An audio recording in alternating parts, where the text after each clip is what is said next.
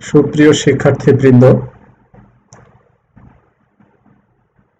বৈশ্বিক মহামারী কোভিড-19 এর এই সময়ে তোমরা সবাই যে যেখানে আছো, আশা করি মহান আল্লাহর অশেষ মেহেরবানিতে ভালো আছো। সরকারের সিদ্ধান্ত অনুযায়ী আজকে দীর্ঘদিন যাবৎ তোমাদের শ্রেণী কার্যক্রম বন্ধ রয়েছে। আমরা চেষ্টা করছি তোমরা বাড়িতে থেকেও যেন শিক্ষা কার্যক্রমে নিজেদেরকে সম্পৃক্ত রাখতে পারো। সেজন্য অনলাইন, অফলাইন অথবা বিভিন্ন দূরশিক্ষণ কার্যক্রমের মাধ্যমে আমরা তোমাদেরকে শিক্ষা দেওয়ার চেষ্টা করছি। তারই ধারাবাহিকতায় আমরা তোমাদের জন্য এই বিশেষ ক্লাসের ব্যবস্থা করেছি এবং আমরা এই ক্লাসগুলো আপাতত ভিডিও করে আমরা আপলোড করছি। আমাদের গ্রুপ রয়েছে, এই গ্রুপে তোমরা সবাই জয়েন করলে আমরা ভবিষ্যতে লাইভ ক্লাসের মাধ্যমে তোমাদের সাথে তোমাদের ভিউজগুলো আমরা জানতে পারবো এবং আমাদের ক্লাসগুলো আমরা আরো ইফেক্টিভলি নিতে পারবো। তো চলো এবার আমরা ক্লাসে চলে যাই। সকলকে শুভেচ্ছা জানাচ্ছি। আসসালামু আলাইকুম ওয়া রাহমাতুল্লাহি ওয়া বারাকাতুহু। আজকের ক্লাসে সবাইকে স্বাগতম। প্রথমেই আমি আমার পরিচয়টা দিচ্ছি। আমি মোহাম্মদ রকিবুল ইসলাম, সহকারী অধ্যাপক, ইসলামী শিক্ষা, সরকারি MM কলেজ, যশোর। তো আমরা প্রথমে তোমাদেরকে কিছু ছবি দেখাবো। তোমরা একটু লক্ষ্য করো, আমরা একটা ছবি দেখতে পাচ্ছি বাংলাদেশের জাতীয় মসজিদ বাইতুল মোকাররমের। এখানে মুসল্লিরা কি করছে দেখো, নামাজ আদায় করছে। সবাই নামাজের একটা দৃশ্য দেখলাম। পরের দৃশ্যে আমরা দেখি, এগুলো সব আমাদের জানা যে এই দৃশ্যগুলো দেখলেই আমাদের মনের মধ্যে এর জ্ঞানগুলো আমরা সহজেই বুঝতে পারি। দেখো, এখানে সবাই ইফতারির প্লেট সাজিয়ে বসে আছে, অর্থাৎ ইফতারের পূর্ব মুহূর্তের একটি ছবি এখানে আমরা দেখতে পাচ্ছি। রোজা রাখার সারাদিন সিয়াম সাধনার পরে মানুষ ইফতারের পূর্ব মুহূর্তে ইফতার সামনে নিয়ে বসেছে এবং ইফতার করছে। এটা একটি দৃশ্য আমরা দেখলাম। এরপরে আমরা আরেকটি দৃশ্য আমরা দেখছি, আমাদের পবিত্র কাবা ঘরের দৃশ্য এবং সেখানে অনেক মানুষ এবং তারা কাবা ঘর তাওয়াফ করছে। অর্থাৎ এটিও আমাদের একটি আনুষ্ঠানিক মুসলিমদের একটি অনুষ্ঠান, যেটা আমরা দেখতে পাচ্ছি। এটা আসলে হজের একটি দৃশ্য, বাইতুল্লাহ তাওয়াফ করছে। এরপরে আমরা দেখছি বাচ্চারা পড়ছে, অর্থাৎ বাচ্চারা আরবি ভাষা শিক্ষার জন্য, কোরআন শিক্ষার জন্য তারা শিক্ষা লাভ করছে। এটা কোরআন শিক্ষার একটি আসরের ছবি, অর্থাৎ তারা কোরআন তেলাওয়াত করছে বা কোরআন শিক্ষা করছে।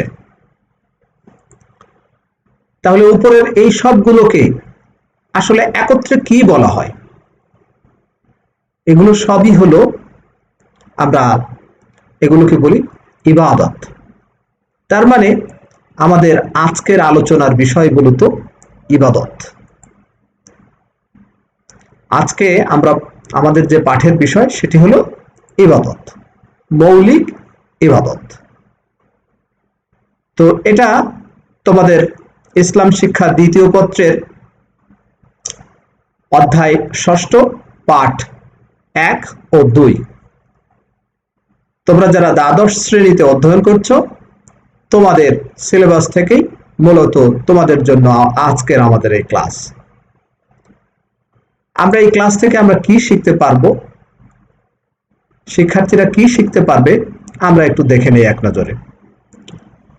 ইবাদত কি তা জানতে পারবে, হকুল্লাহ ও হকুল ইবাদত সম্পর্কে ধারণা লাভ করবে, হকুল্লাহ এবং হকুল ইবাদত চিহ্নিত করে বাস্তব জীবনে এর যথাযথ প্রয়োগ করতে পারবে। তাহলে আমরা ইবাদত প্রথমেই যেহেতু আমরা বলেছি যে শিখন ফলে ইবাদত কি জানতে পারবে, ইবাদত কাকে বলে, ইবাদত অর্থ কি, শাব্দিক অর্থ কি। ইবাদত একটি আরবি পরিভাষা। এর অর্থ হলো চূড়ান্তভাবে দীনতা ও নমনীয়তা প্রকাশ করা বা নমনীয় হওয়া, বিনয় প্রকাশ করা, আনুগত্য করা ইত্যাদি অর্থ। এটা শাব্দিক অর্থ বা আবিধানিক অর্থ। এরপরে আসি পারিভাষিক সংজ্ঞা। পরিভাষায় আমরা বলতে পারি যে ইবাদত হলো ইসলামী শরীয়তের পরিভাষায় দৈনন্দিন জীবনের সকল কাজকর্মে আল্লাহ তাআলার বিধিবিধান মেনে চলা। অর্থাৎ আমাদের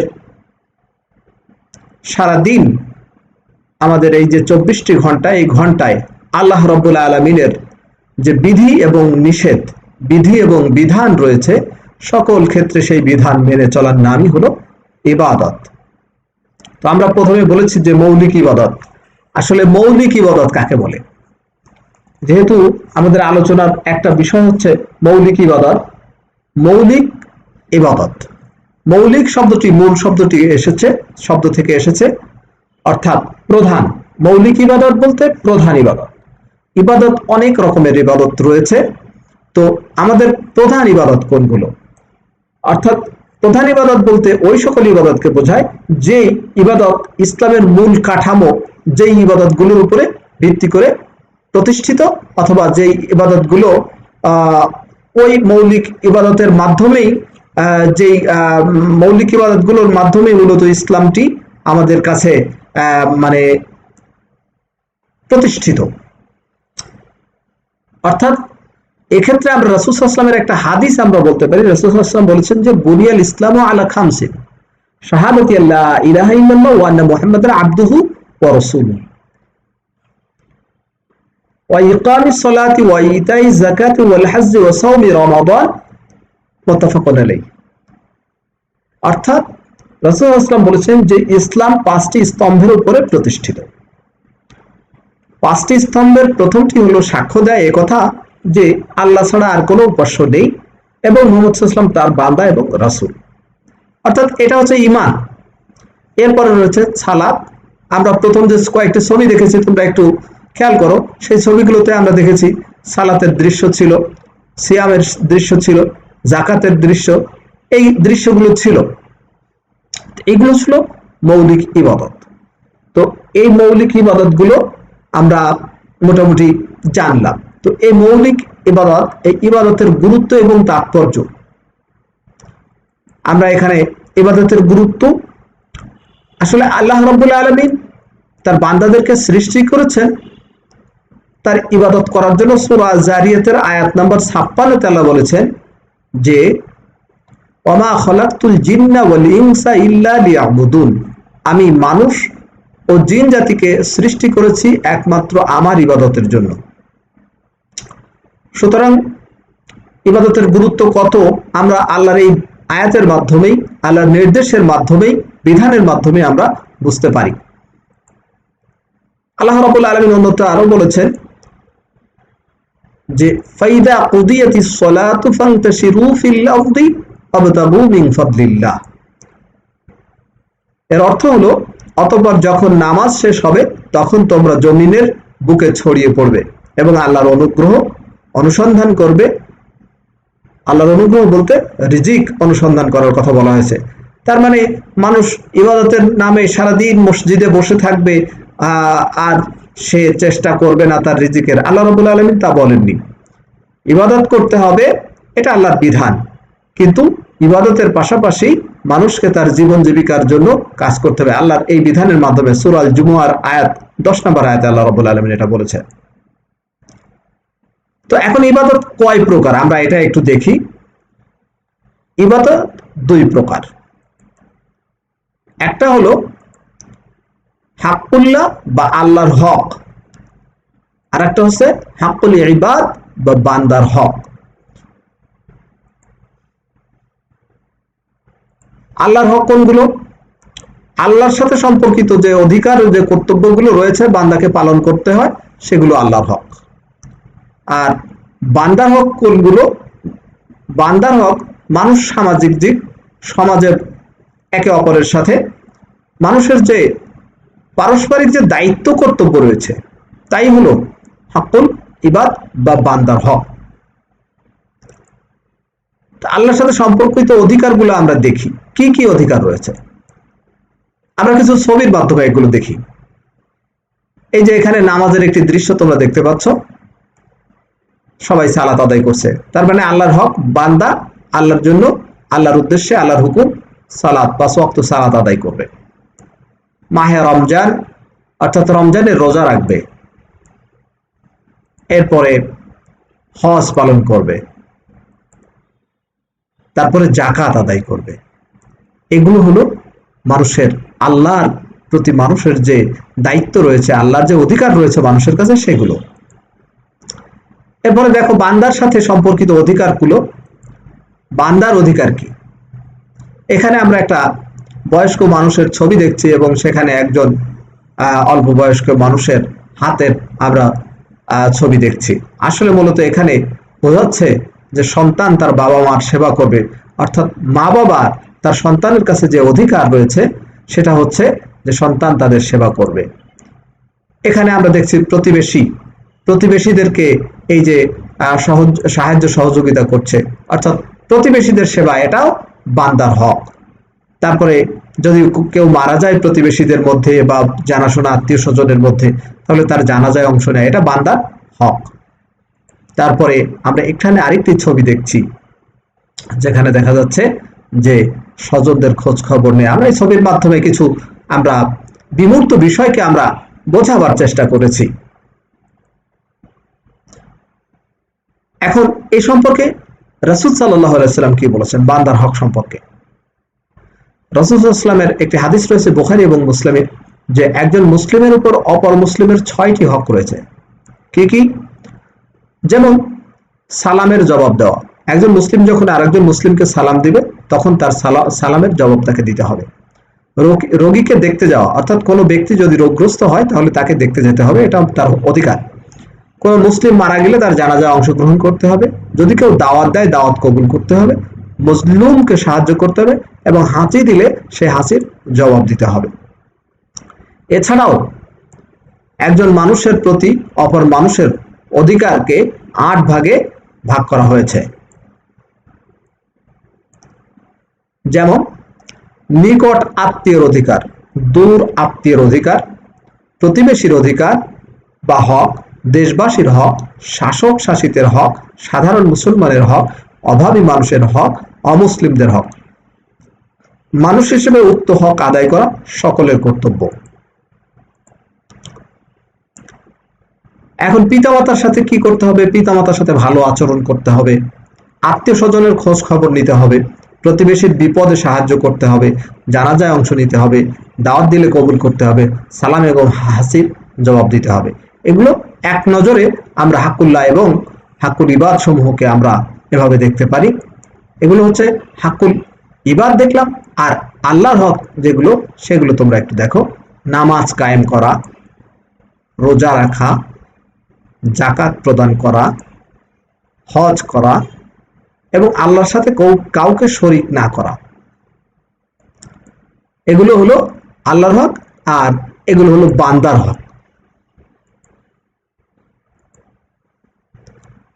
এখন আমরা এখানে একটা লেখা আছে, আমরা লেখাটা একটু পড়ি। ইবাদত প্রধানত 2 প্রকার, হাক্কুল্লাহ আর একটি হলো হাক্কুল ইবাদ। আল্লাহর সাথে সম্পৃক্ত অধিকারকে হাক্কুল্লাহ বলে। আমাদের দৈনন্দিন জীবনে আল্লাহর সন্তুষ্টি অর্জন করার জন্য অনেক ধরনের ইবাদত বা কাজ আমরা করি, সেইগুলোর মধ্যে কিছু ইবাদত আল্লাহ তাআলার জন্য নির্দিষ্ট, এগুলো হলো হাক্কুল্লাহ। যেমন সালাত কায়েম করা, এই তো এই বিষয়গুলো আলোচনা হয়েছে। বান্দার হক, মানুষ সামাজিক জীব, একসাথে বসবাস করে। এখানে পিতামাতা, ভাই বোন, আত্মীয় স্বজন, পাড়া প্রতিবেশী বিভিন্ন লোকজন একসাথে বসবাস করে। একজনের সুখে দুঃখে আর একজন সাড়া দেয়, একজনের আপদে বিপদে অপরজন সহযোগিতা করে। পরস্পরের প্রতি এই সহানুভূতি ও দায়িত্বই হাক্কুল ইবাদ বা বান্দার হক। কোরআন হাদিসের মাধ্যমে জানা যায় যে ইসলামে বান্দার হক তথা মানবাধিকারের প্রতি অত্যন্ত গুরুত্ব দেওয়া হয়েছে। এখন আমরা মূল্যায়নে দেখি যে তোমরা একটু লক্ষ্য করো যে আমি মানুষ এবং জিন জাতিকে সৃষ্টি করেছি একমাত্র আমার ইবাদতের জন্য। এটা কোন সূরার আয়াত? আমরা ইতিপূর্বে স্লাইডে আমরা দেখেছি। তোমরা একটু যদি রিকল করার চেষ্টা করো তোমরা বুঝতে পারবে যে আসলে এখানে কি ছিল। দেখো এখানে 4টি অপশন দেওয়া আছে: সূরা ফাতিহা, সূরা বাকারা, সূরা জারিয়াত, সূরা নাস। আমরা উত্তরে পরে যাব। তোমরা একটু মনে মনে চেষ্টা করে দেখো যে তোমরা এটা বুঝতে পারো কিনা বা তোমাদের স্মরণ রয়েছে কিনা। এরপরে রয়েছে ইবাদত কত প্রকার, আমরা সেটাও আলোচনা করেছি। এখানে আমরা অপশনগুলো দেখছি 5, 4, 3, 2। এরপরে রয়েছে এক মুসলিমের প্রতি অপর মুসলিমের কয়টি হক রয়েছে, এটাও আমরা হাদিস আলোচনা করেছি। এখানে দেখো 5টি, 6টি, 7টি, 8টি। এবার আমরা দেখি যে আসলে জিন এবং মানব জাতিকে সৃষ্টি করেছি আমার ইবাদতের জন্য। এটা কোন সূরার আয়াত? সূরা জারিয়াতের আয়াত। ইবাদত কত প্রকার? এটা 2 প্রকার। এক মুসলিমের অপর মুসলিমের প্রতি কয়টি হক রয়েছে? 6টি। সুতরাং আশা করি তোমরা এটা তোমাদের স্মরণে থাকবে। এখন তোমাদের বাড়ির জন্য আমরা এখানে একটা বাড়ির ছবি দেখতে পাচ্ছ।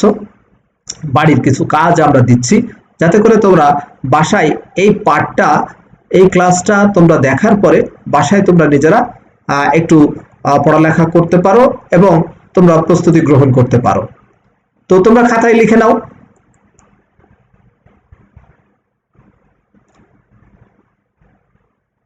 আমরা এখানে একটা উদ্দীপক আমরা দিচ্ছি, তোমরা উদ্দীপকটা একটু দেখো এবং উদ্দীপকটা দেখে তোমরা চেষ্টা করো যে এখান থেকে তোমরা কিছু বুঝতে পারো কিনা।